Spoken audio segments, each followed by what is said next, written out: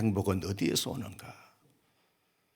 자기 인생을 쭉 해고해 볼 때 행복은 관계에서 온다. 관계에서 온다. 행복은 관계에서 온다는 겁니다. 자기 신과의 관계, 다른 사람과의 관계, 친구와의 관계, 가족과의 관계를 통해서 행복이 주어지고 오더라는 것입니다. 그러면서 이 김영석 교수는 자주 자신의 친구에 대해서 말씀을 하시곤 합니다. 서울대학의 김태길 교수, 지금 다 이렇게 세상을 떠났지만 숭실대학의 안병옥 교수, 그리고 자신, 이 세 사람과의 관계는 너무 그 우정이 돈독해서 한 사람은 간악산 밑에 있고 한 사람은 그 봉천동 거기에 있고 상도동에 있고 한 사람은 연세대학에 있지만 그 늘 이렇게 친구는 거기에 있지 그러면서 이렇게 그리워하고 그러면서 늘 이렇게 관계를 아름답게 좋게 가짐으로 말미암아 그 두 분도 다 행복감을 느끼게 되고 자신도 늘 행복감을 느끼게 됐다. 그러면서 관계에 대해서 자주 말씀을 하곤 했습니다. 여러분, 우리가 실제로 그분처럼 행복은 어디서 오는가? 관계에서 오는 것이 사실인 것이죠.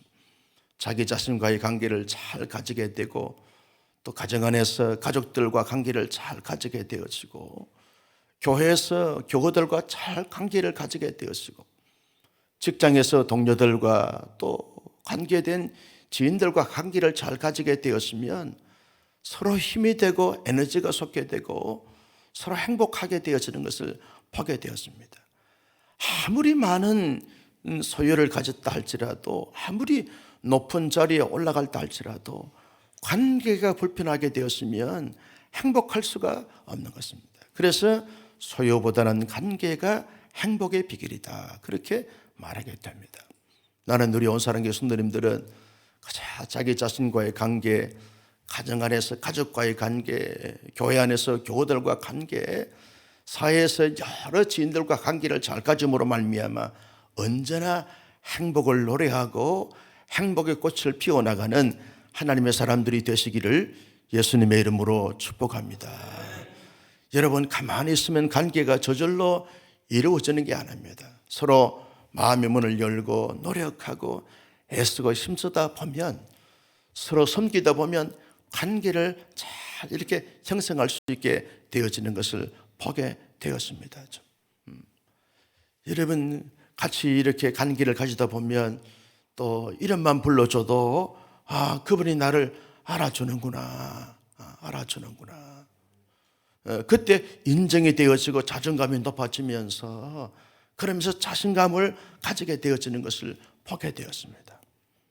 나는 여러분, 그저 교회 안에서 우리가 신앙생활 할 때에 그렇다고 해서 교회에서 뭐 창호야 이렇게 이름을 부르면 안 됩니다. 목사님, 장로님, 권사님, 그리고 우리 형제님, 자매님 이렇게 해야 되는데 또 만만하니까 이름 부르는 사람이 있는데 그 사람 별로 행복을 주는 사람이 아니에요. 반드시 직분을 불러야지. 장로님 보고 이렇게 이름을 부를 수는 없지만 이름을 부르고 말이죠. 교육자 보고 이렇게 이름을 부르면 우라마 이러면 안 됩니다. 그래서 꼭 목사님 불러야 되고 장로님 불러야 되고 권사님 불러야지 영자야 이렇게 부르면 안 됩니다. 또 어떤 분은 또 자기야 그런데 자기는 이천에 가면 또 자기가 있어요. 교회 안에서 자기를 부르면 안 되고 가장 꼭 직분을 불러야 돼요. 할렐루야. 예, 여러분 교회에서 꼭 장로님을 불러야 되는데 지사님을 불러야 되는데 또 어떤 분은 또 형님, 동생 아닙니다. 교회에서는 그렇게 하면 안 됩니다. 반드시 직분을 부르고 존중하고 인정해드리고 전사님들에게 꼭 박 전도사님 이렇게 불러야 되는데 어이 이 전도사 박 전도사 돼요 안 돼요? 할렐루야. 여러분 관계를 잘 가져야 되는데 관계를 잘 갖지 못하게 되었으면 행복할 수가 없습니다. 교회도 성도들과 관계가 좋게 되었으면 여러분 교회 오고 싶은 거예요. 그런데 관계가 불편하면 교회 오고 싶은 마음이 자꾸 사라지게 되었습니다. 그러면 행복할 수가 없는 것입니다. 여러분 유다 백성들이 하나님이 어떤 분입니까? 자기들의 언약의 주체자이시고 아버지이십니다. 영원하신 하나님이십니다. 자신들은 하나님의 친백성이고 하나님의 존귀한 자녀들입니다. 그러면 행복이 어디에서 오는 것입니까? 그 하나님과 관계가 아주 돈독하고 긴밀하고 친밀함을 가질 때 거기에 행복이 주어지게 되어지는 것입니다. 그들이 온 마음과 온 정성을 다해서 하나님 아버지를 인정해드리고 존중해드리고 경배하고 섬겨드리고 하나님의 뜻이 무엇인가를 잘 분별하고 그 뜻을 이루어드리면서 하나님의 뜻을 펼쳐가고 하나님의 말씀대로 삶으로 말미암아 하나님의 자랑과 보람과 기쁨이 되어지는 이런 삶의 모습을 가지게 되어지면서 하나님이 그렇게도 원하시고 바라시는 공의와 정의를 따라 선을 행하는 삶을 살아가게 될 때 거기에 유다 백성들의 내면이나 그리고 공동체 모든 모습 속에서 진정한 행복의 꽃을 피울 수 있고 행복의 열매를 맺을 수 있게 되어지는 것입니다. 왜냐하면 하나님이 그들과 함께 해주시기 때문에 그런 것입니다. 하나님이 그들의 인생의 보호막이 되어지고 하나님이 그들의 삶의 진정한 축복의 근원이 되시고 에너지가 되시고 삶의 활력을 끊임없이 계속 공급해 주시기 때문에 그러한 것입니다. 가정생활을 해도 하나님의 은혜와 축복으로 말미암아 모든 것이 영육간에 강건하게 되어지고 범사에 형통하게 되어짐을 통해서 진정한 행복을 누리게 되어지는 삶을 살게 되어지는 것이죠. 그리고 자수만대 하나님의 계보가 잘 이어지면서 살아갈수록 세대가 이어갈수록 진정한 하나님의 축복이 차고도 넘치는 이런 삶의 모습을 가지기 때문에 가장 유다 백성들에게 진정한 행복은 하나님과의 관계 속에서 주어질 때 여러분 행복할 수 있는 것입니다.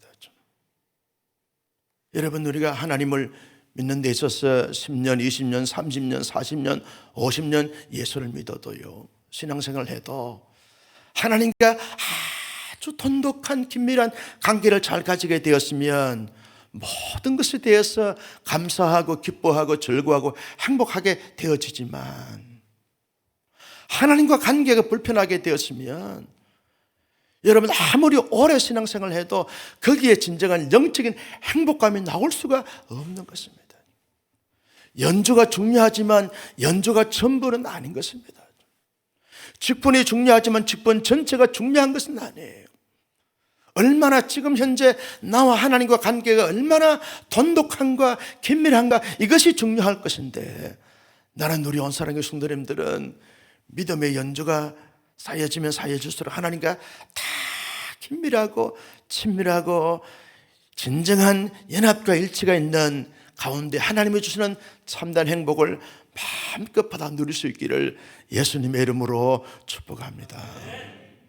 여러분 유다 백성들이 하나님과 좋은 관계를 가져야 되는데 그들의 삶의 모습은 어떠합니까?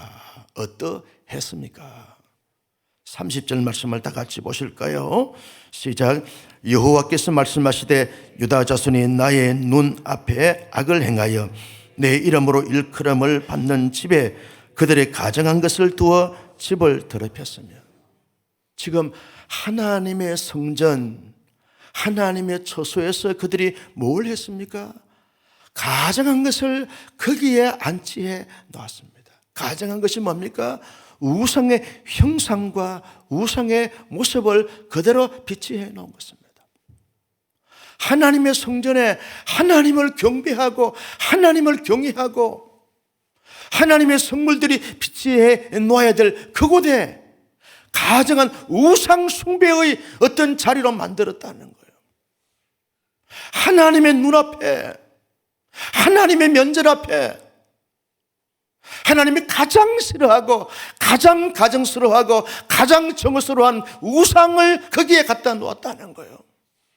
하나님의 성전을 거룩한 성전으로, 신령한 성전으로, 영광스러운 성전으로 삼아가야 될 그 영광스러운 거룩한 하나님의 임재가 있는 그곳에 하나님 앞에 가정상중 것을 갖다 놔서 더럽혔다네. 더럽혔다네. 여러분, 하나님의 성전이 더러우면 세상 천지 더럽지 않는 것이 없습니다. 거룩한 것은 찾아볼래야 찾아볼 수가 없는 거예요. 다 부패하고 다 더럽고 다 음란해도 하나님의 성전만큼은 거룩해야 되는데, 신령해야 되는데 그 성전을 더럽혔다는 거예요.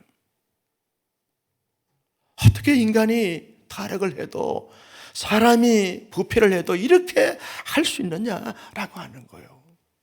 자기 집에 가정한 것을 갖다 놓을 수 있어요. 자기의 사업장에 가정을 갖다 놓을 수 있습니다. 그러나 하나님의 성전만큼은 거룩하고 신령한 성전이 되어야 되는데 그 성전에 가정한 것을 갖다 놓고 그 성전을 더럽혔다는 거예요. 어디에 유다 백성들의 희망과 소망과 가능성이 있을 수 있겠습니까? 이해할 수 없는, 설명할 수 없는 타락과 부패한 상태에 놓이게 되어졌습니다. 그뿐이 아닙니다. 여러분, 31절 말씀을 다 같이 보실까요? 시작. 흰놈의 아들 골짜기에 도벳 사당을 건축하고 그들의 자녀들을 불에 살랐으니 내가 명령하지 아니하였고 내 마음에 생각하지도 아니한 일이니라. 뭘 지금 했습니까? 흰놈의 아들 골짜기에, 예루살렘 성전이 있는 그 옆에 있는 이 골짜기에 도벳 사당을 건축하고, 도벳이라고 하는 이 아람어로 뭘 의미하는가 하면 태우는 곳이라고 하는 뜻을 갖고 있습니다. 태우는 곳. 여기에 음란한 행위를 하면서 그것도 만족이 안 되게 되었으면 더 엑스타시를 경험하기 위해서 재물을 태우는 것입니다. 재물을 태우는 것이에요. 예루살렘 성전 옆에다가 음란한 짓을 하기 위해서 사당을 만들었어요. 다른 곳에 사당을 만들면 만들 수 있겠구나 할 수 있지만 예루살렘 성전 옆에 음란한 행위를 하기 위해서 사당을 만들었어요. 그 사당에서 뭘 하고 있습니까? 자기의 자녀를 불에 태우는 거예요. 므낫세 왕 때 주로 이런 악행을 행하게 되는, 자기의 자녀를 불에 태워서 제사를 드리는 거예요. 몰렉이라고 하는 신에게 자기의 자녀를 불에 태워서 제물로 드리는 거예요. 하나님은요, 임신 제사를 단 한 번도 원한 바가 없습니다. 아브라함의 아들 이삭을 모리아 산에 제물로 바치려고 할 때도 내가 너의 믿음에 대한 시험이지 너의 아들을 진정으로 내가 제물로 바치기를 원한다라고 해서 요구한 것이 아니다는 거예요. 하나님의 그 믿음에 대한 테스트에 합격했기 때문에 어린 양을 수풀에 걸리게 해서 그 양을 준비해놔서 그 양을 제물로 바치게 했어요. 하나님은 자기의 아들 임신 제사를 하나님께서 원하시는 분이 아닙니다. 왜? 하나님의 형상을 따라 하나님의 모양대로 지음받은 마음 백성들을 하나님 축복해 주셔서 그들이 한 시대의 존귀하게 삶을 살게 할 뿐이지 제물로 요청한 적이 단 한 번도 없어요. 그런데 유다 백성들 스스로가 자기의 자녀들을 제물로 바칩니다. 그것도 불에 태워서. 죽은 자들은 불에 태울 수 있습니다. 산 사람들은 잘 살게 해야 되는데 불에 태워서 제물로 드립니다. 또 자기가 낳아서 길른 자녀를 말이죠. 왜? 이유가 뭡니까? 그들이 그렇게 한 이유가 뭡니까? 자기들의 생각으로, 자기들의 의지로, 자기들의 열정으로, 자기들의 종교적 심령으로 말미암아 행복한 삶을 살기 위해서라는 거예요. 행복의 비결은 하나님께 있는데 마치 자기가 그렇게 함으로 말미암아 인간의 어떤 노력으로, 인간의 열정으로, 인간의 의지로 뭔가 행복을 지금 노래하고 행복을 찾고자 이 짓거리를 하고 있는 것입니다. 하나님께서 오죽 답답했으면 내가 너희들에게 바라지도 않고 원하지도 않은 것을 너희들이 스스로 했노라. 하나님께서 가장 실망스럽고 하나님께 가장 치욕스러운 그런 악을 행하는 유다 백성들이 되어버리고 말았습니다. 여러분, 그들이 행복해졌습니까? 그들이 평강을 누렸습니까? 그들이 복을 받았습니까? 그들이 정말 잘 됐습니까? 그들이 기뻐 춤을 추면 노래를 부를 수 있는 그런 정말 기쁨의 소리, 즐거움의 소리, 춤소리가 나는 곳이 됐습니까? 어떻게 됐습니까? 그 도벳에 시체가 가득해서 널브러져 있다는 거예요. 시체를 둘 곳이 없을 정도로 하나님의 저주와 하나님의 심판으로 말미암아 진정한 행복을 누리건 그냥 비통의 소리, 탄식의 소리, 눈물의 소리, 통곡의 소리가 만연할 뿐이라는 것입니다. 여러분, 그들이 살고 있는 모든 유다 땅은 다 황폐하게 될 것이며 시집을 가거나 장가를 가거나 잔치하는 이런 소리가 아니라 거기에 다 탄식과 절망과 눈물과 피바다가 돼서 황폐하게 될 것이라는 것입니다. 그리고 저 북쪽에 있는 바벨론의 포로가 돼서 비참하게 처참한 말로가 돼서 가장 치욕스럽고 가장 비극적인 그러한 백성들이 되어버리고 말 것이라는 사실을 예레미야 선지를 통해서 지금 선포하고 있는 것을 보게 되었습니다. 성도 여러분, 유다 백성들의 악한 행위와 그 악한 행위에 대한 하나님의 심판을 보면서 우리가 뭘 좀 느낄 수 있습니까? 나는 우리 온사랑교회 성도님들이, 저와 여러분들이 한 공동체 안에서 신앙생활을 하면서 주님 오시는 그날까지, 아멘 좀 하세요.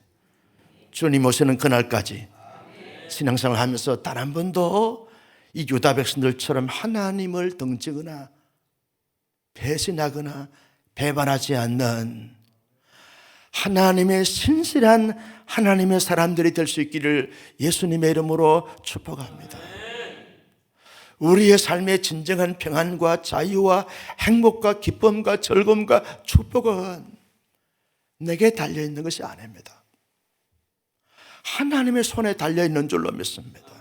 하나님이 주셔야 하는 것입니다. 하나님이 은혜를 베풀어 주시고 하나님이 공급해 주시고 하나님이 지켜주셔야 되어지는 것입니다. 하나님이 지켜주지 아니하면 살 수 있는 사람이 아무도 없어요. 엊그저께 친구 목사님이 대형 교통사고가 났어요. 차가 꽤 괜찮은 차인데 그 차가 폐차될 정도로 대형 사고가 났어요. 그런데 머리에서 발끝까지 전혀 이상이 없어요.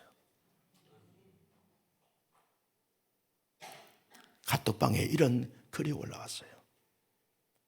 하나님이 보호하사 살게 되었노라고. 하나님이 지켜주지 아니하면 여러분 이 땅에 살 수 있는 사람이 아무도 없습니다.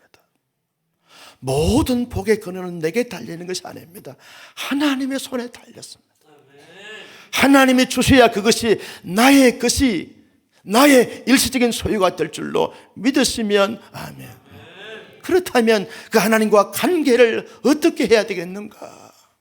언제나 우리는 하나님을 나의 주, 나의 하나님으로 고백하면서 하나님과 세월이 가면 갈수록 신앙의 연조가 길어지면 길어질수록 더 긴밀하고 더 돈독하고 더 신비한 연합과 일체를 가지는 주님이 내 안에, 내가 주님 안에, 그 안은 진정한 주님의 그 모든 영역 속에 내가 붙어있는, 그 안에 담겨있는 하나님의 신실한 사람들이 될 수 있기를 예수님의 이름으로 축복합니다.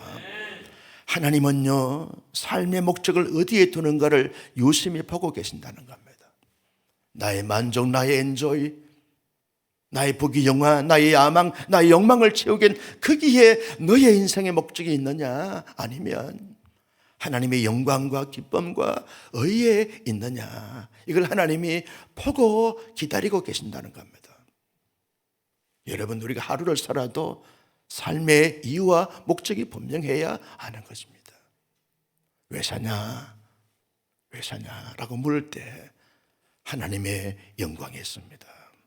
하나님의 기쁨에 있습니다. 하나님의 나라와 의를 건설하고 확장하는 크기에 있습니다. 하나님을 높여드리는 크기에 있습니다. 여러분, 하나님의 사람들은 하루를 살아도 목적에 이끌려 목적을 따라 목적을 이루기 위해서 살아가는 거예요. 그냥 그렇게 살지 않습니다. 내 삶의 이유는, 내가 그곳에 그 일을 하는 이유는 나의 욕망과 야망을 채우기 위한 것이 아닙니다. 하나님의 영광과 기쁨, 거기에 있습니다. 하나님이 그런 목적을 분명히 두는 사람들에게 한량없는, 측량할 수 없는 은혜와 사랑과 축복을 부어주실 줄로 믿으시면 아멘. 거기에 있는 거예요. 거기에 있는 거예요. 어제 신실한 우리 타교회 장로님들 두 가정을 만났어요. 선교사님 한 가정과 대화를 나눈 가운데 이 두 가정이 선교적 헌신을 선교사님 앞에 고백하는데 감동 그 자체였어요. 이해할 수 없는, 설명할 수 없는 헌신을 다짐하는 것을 보았어요. 여러분, 왜 그렇게 합니까? 이유가 뭡니까? 삶의 목적이 분명한 거예요. 나의 야망과 나의 의, 나의 인기, 나의 명예 아닙니다. 하나님의 영광, 하나님의 나라, 하나님의 기쁨, 거기에 삶의 목적을 두니까 그렇게 헌신을 다짐할 수 있었던 거예요. 나는 우리 온사랑교회가 왜 이 땅에 존재하는가라고 말할 때 정말 교회 공동체 전체가, 성도 개개인이 하나님의 영광을 위해서, 하나님의 기쁨을 위해서, 하나님의 나라와 의를 위해서 정말 멋있게 달려가는 하나님의 공동체, 하나님의 사람입니다라고 고백할 수 있는 멋진 하나님의 사람들이 될 수 있기를 예수님의 이름으로 축복합니다. 여러분, 세상은 끊임없이 나의 뜻, 나의 야망을 펼치기를 요청합니다. 그러나 하나님의 사람들은 유다 백성들처럼 그렇게 살 수 없습니다. 어떻게 자기의 아들을 제물로 불에 태워 우상에게 갖다 바칩니까? 사람이 미치면 그렇게 되어져요. 이성을 잃어버리게 되면 그렇게 됩니다. 하나님의 진리의 궤도에서 이탈되어지면 그렇게 되었습니다. 왜 이 많은 사람들이 이단에 빠져서 모든 것을 다 갖다 바칩니까? 이유가 뭡니까? 설명할 수가 없어요. 하나님의 진리를 떠나게 되어지면 나도 모르게 그렇게 되어진다니까요. 그래서 하나님의 사람들은 늘 하나님의 진리의 말씀으로 늘 무장하고 묵상하고 그 말씀 안에 나의 진정한 길라잡이가 되고 나의 삶의 나침반이 지침반이 되어지도록 늘 말씀 안에 거하는, 그래서 말씀이 가라 하면 가고 말씀이 멈추라 하면 멈추는 언제나 말씀과 함께 더불어 살아가는 내 안에 하나님의 진리의 말씀이 풍성히 거하여 툭 치면 말씀이 튀어나오는 하나님의 사람들이 될 수 있기를 주님의 이름으로 축복합니다. 말씀이냐 나의 고정관념이냐, 진리냐 아니면 하나님의 말씀이냐 아니면 세상 사람들의 소리냐. 하나님의 말씀으로 무장된 사람들은 언제나 여유가 있습니다. 멀리 봅니다. 크게 봅니다. 그리고 넉넉히 감당해 가는 지혜가 있고 저력이 있는 것입니다. 말씀으로 무장된 사람들은 쫓기지 않아요. 불안하지 않습니다. 눌리지 않아요. 설사 그런 것도 온다 할지라도 능히 매끈히 대처해 나갑니다. 나는 우리 온상의 순례들이 말씀의 부유한 자가 되어지기를 예수님의 이름으로 축복합니다. 어떤 유혹과 미혹이 온다 할지라도 신앙의 정도를 잘 지키면서 주님과 나는 언제나 동행한다. 이 고백과 삶의 자세를 가지고 한 시대에 멋지게 살아가는 신실한 하나님의 사람들이 되어졌어. 하나님이 축복해 주고 싶어서 내가 이것도 주고 저것도 주며 모든 것을 채우지만 하나님께서 감동하셔서 내가 온사랑교회에 부흥을 주지 않고 어느 게 줄 수 있으랴. 너희들이 받을 그릇이 준비되었으니 내가 차고 넘치도록 부어주리라. 여러분, 우리의 개인, 우리의 가정, 우리 교회, 이 나라와 민족, 온 세계 열방이 되어지기를 예수님의 이름으로 축복합니다. 나를 배신했으니까 나도 너를 항피하게 만든다. 이 말씀이 아니라 너가 나를 그렇게 기억하고 경외하고 잘 섬기선적, 나와 동행하여선적 내가 너에게 차고 넘치는 복을 부어주리라. 감당할 수 없고 출치할 수 없고 넘치도록 복의 복을 더하여 주리라. 이러한 말씀을 들을 수 있는 우리 모두가 다 될 수 있기를 예수님의 이름으로 축복합니다. 할렐루야. 그런 삶을 살아갈 수 있기를 예수님의 이름으로 축원합니다.